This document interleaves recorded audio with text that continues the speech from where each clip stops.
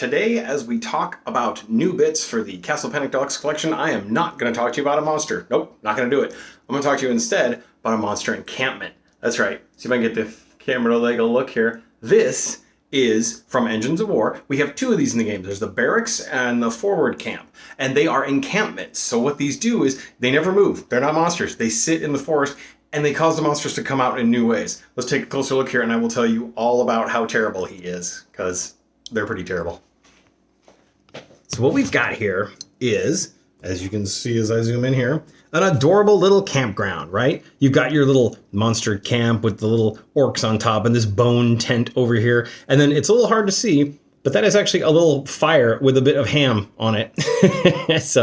And one of the things that's going to be interesting about these, you can see it's got this grassy texture. Now, obviously, when you're looking at it right away, you can tell it's not a monster, it's something else. So that's how you'll identify this. And when you're playing Engines of War, you will know that it is actually like a base. And that's exactly what this is. We wanted to give the monsters really what I want to do is change the way the monsters enter the game. And that's what this guy does. When you roll for this monster token, let's call it that, you put it in the forest in between or in the color of the number you rolled. So for example, if you rolled like a 3 and a 4 or a 5 and a 6, whichever the colors are, you'd put it right between those two.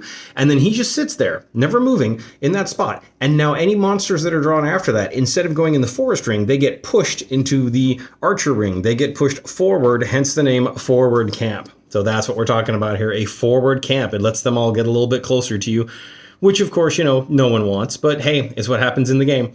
Yeah, you can hit him with some of the stuff from Engines of War. You can send out the Cavalier if you're working with the Dark Titan, but he's definitely harder to get because he sits out in the forest. Now, the good news is you don't have to defeat these guys to win the game. They don't count towards the monster total. They just spit out the monsters in weird ways. So yeah, they're terrible. I'll probably be showing you the other one before long once I get the other mini, but I wanted to jump ahead and show you little Engines of War details here as we get into this. But yeah, pretty cool stuff. Neat ones, and yes, they dial down, they can be damaged and all that. So there you go, that is your forward camp. You're never going to like it when it happens, but boy, it looks cool.